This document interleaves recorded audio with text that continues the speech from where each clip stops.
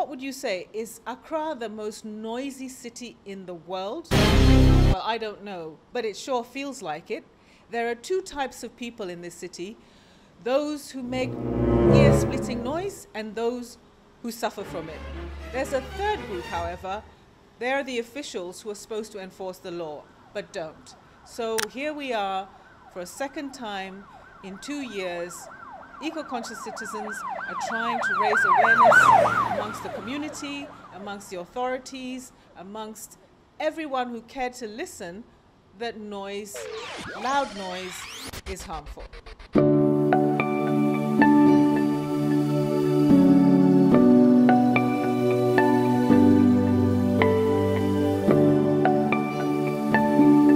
Noise is an undesired sound. You don't want that sound at all. And then sound is measured in decibels. Any decibel above 70 is usually harmful over time. So you can have a direct effect of the noise or an indirect effect. So for the direct pathway, you can have hearing loss over time. It could be sudden or it could be gradual. Then for the indirect pathway, it can affect your cardiovascular system by giving you so much stress hormones, affect your heart rate, so your heart beats faster. You are prone to having hypertension because of the hormones. Some people don't get to sleep well, so their cognitive function is affected. They are not able to remember things and attention is depleted. It affects children as well as adults, pregnant women, and for the older groups, they get predisposed to having hearing loss.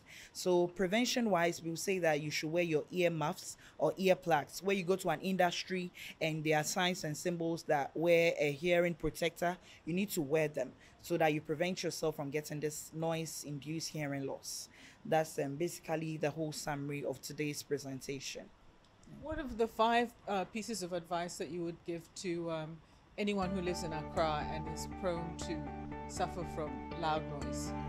Okay, so what I would say is that 1, you have to visit your hearing doctor or your ENT, the ear, nose and throat surgeon. Some people are predisposed to having hearing loss than others. So you visit a doctor whenever you feel that now you cannot hear as better as before. 2, if you are beside a building or a church which is very, very loud, you should report at least to the environmental officers in your municipal assembly. Let them be aware. Maybe they are not aware, so that they prompt the churches so that they can have a soundproof region. So number 3 is the municipal assembly. They should go round. They should pick up the churches who are making noise and affecting the people, so that such churches are regulated by the laws or made to have a soundproof area. Number 4, we should try and avoid very, very loud sounds. The young people between the ages of 12 to 35, WHO is postulating about 50% hearing loss in the near future, because we are using a lot of earplugs, Bluetooth, all in our ears. So such category of people should also be on the watch out. Don't listen to sound so loud that somebody passing would actually be hearing what you are listening to. Then the final thing is, when you are not well, when you think you are not hearing better, you have pain in your ear, don't just put anything inside the ear, because it can affect you. Hearing aids are very, very expensive and people don't want to wear them. Just report and we'll get sorted out. Well, first of all, don't suffer in silence. If you are able to go to the noisemaker and ask them to turn down the volume. If you don't get any joy, then go to the appropriate authority. Start with your local assembly. So you have to know which assembly you are in. Right now, we're at Dade Kotopon Municipal Assembly. Find out which assembly you are. Go to the environmental department of the assembly and make a complaint. Do not suffer in silence. What are the laws on noise pollution? Well, I mean, you're not supposed to make noise above certain decibels during the day and the night. Also, the noise you're making is not supposed to go beyond the confines of your property. So right now we are speaking. Nobody should hear me down the road.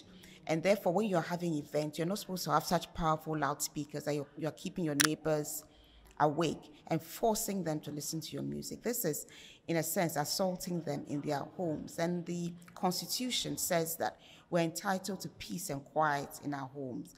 So the laws are there, but the difficulty is that whether you're talking about the Environmental Protection Agency, whether you're talking about the police, whether you're talking about the local assembly, 3 of them have a mandate when it comes to noise making.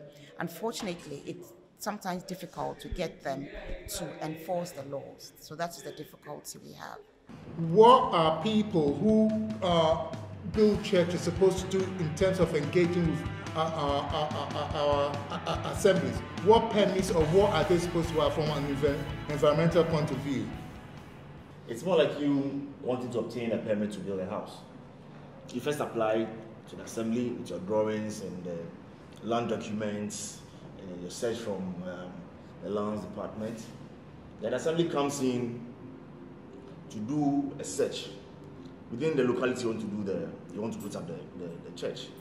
So there's a special planning committee with all technocrats. They come to the site and take a look at it. But before then, you're also instructed to go to EPA and get a permit from EPA. Now with the EPA, one of the requirements from EPA is you are given a sheet to go to your community and seek the consent of your neighbors. That is very key to the approval of the permit. So if your neighbors don't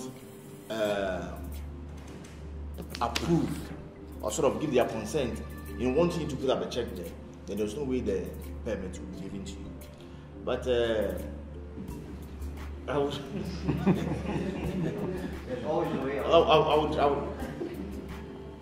there is always a challenge. People put up churches without going through the right process. I went to a DJ here at Fairnick. I get beaten up with a steel pipe by telling him he's too loud. It's 2 o'clock in the morning. Please reduce the noise. Because I was staying about 800 meters far. I had still 80 decibels in my bedroom. Who wants to sleep by this? I can. I told him, if you don't, I will go to the police and bring the police here. So I turned my back and got hit with a steel pipe on my head. So I went to the police, explained it. They said, no, I should go to the hospital first. So what? Give the guy the chance to run off. Excuse me. Next time I will not do it. There was nobody there. Nobody there. Sometimes I can't understand why they make it so loud. Like this gentleman said. You can have even a normal conversation. And if you complain, then they stare at you like you are coming from the moon. You ask something impossible. Who should I call if I live in La and someone is making a noise? As somebody said in there, in the meeting, if you confront the person yourself, you may get hurt. Well, it's not entirely true that when you confront the person, you may get hurt. You know, the first point of correcting this is having a personal discussion or with the one generating the noise as it so. And then if you don't have any success at that point, that's when you come to the assembly. Now there's a client service here at assembly. They take the data on the complaints you are making, your name, where you're coming from, who is making a noise, and your phone number. And then it's given to the appropriate department in charge. So when it comes to noise, environmental health and sanitation unit, there's a noise monitoring team in charge of this. So it is directed to us, and then we take it up from there. How many people do you have in that department? Oh, roughly we have about 20 people in that department, yes. What's the population that you have to cater to? Let's say 200,000. 20 people to deal with that problem. Is it enough?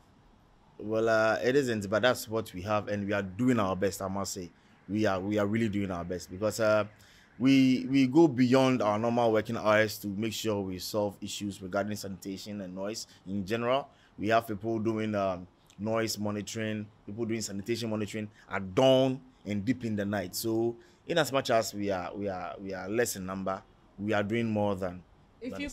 If I said to you, you can make a wish to improve the service provision on noise pollution in La, what would that wish be? What would you ask for? Well, I'll wish for two things. Maybe I'll add another. First is for us all to accept and have a change of mind and attitude, one. And two, I wish the system will be allowed to work efficiently and effectively. When you say the system, what do you mean? The systems will work with the courts, the assembly system, everything must be allowed to run smoothly as the law stipulates. Yes, that's it. Last Wednesday of every April is International Noise Awareness Day, and the purpose is to raise awareness about noise pollution and what it does to our health and well-being.